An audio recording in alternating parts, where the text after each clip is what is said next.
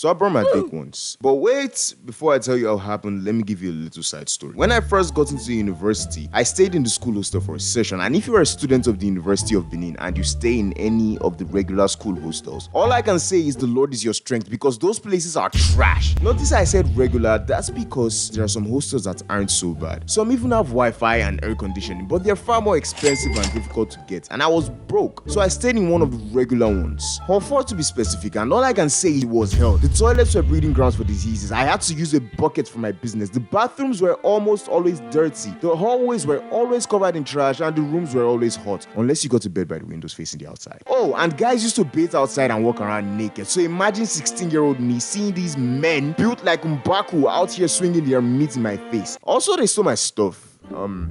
That last one was personal, but it's a story for another day. So yeah, terrible place to live in. But what crowned the bad experience for me was the fact that I got skin diseases. Diseases that persisted for a while even after I moved out. Now, you may be wondering how this relates to me burning my dick. Well, let me explain. In order to treat the skin conditions and deal with any possible side effects, I was put on some medication. One of them being this liquid I applied to my skin, and it would always give me this burning sensation for some time after use, but it only lasted a few minutes. Do you see where I'm going with this? You beat your meat with it? No, what is wrong with you? I mean, you said the liquid gave you a burning sensation, and the title of the video is you burned your meat, so, well, I did not beat my meat with it. Here's what actually happened. It's a Saturday morning and I was getting ready for a long trip, and because of the distance, I had to get up early to get ready so I could leave on time. Now, I have the sleeping habits of a raccoon and I stayed up late the night before, so I ended up waking a bit later than I'd planned, and this meant that I was going to have to rush if I wanted to meet up with the first bus. I'm getting ready and now it's time to apply the chemical to my skin. I rushed to do it and I accidentally poured some of it on my boxers. I feel the burn on my dick for a bit, but then it just subsides to a little buzz, so I ignore it thinking it's probably not going to do anything.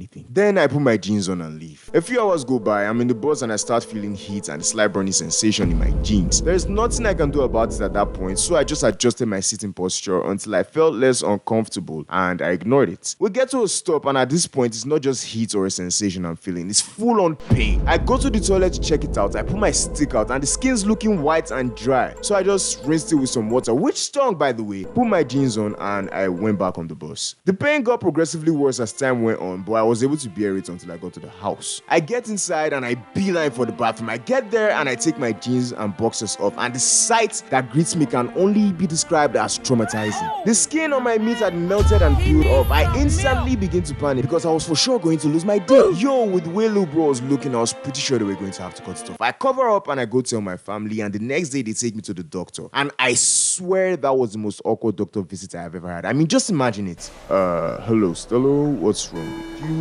Sir, before me field says he burned his dick. Very uncomfortable. So he cleans the wound and dresses it, and after it's done making me uncomfortable and touching me, they tell me that I'll have to come back every day to change the bandages until it heals. Now, I knew I wasn't going to get my stick cut off anymore, but I still worried that it would scar and my joint would look ugly when it healed. But I am glad to let you know that it in fact did not scar or get ugly. Yo, thank you for watching the video to the end. Please make sure to leave a like, a comment, and subscribe. Turn on the notification bell. I'm trying to be more consistent with this.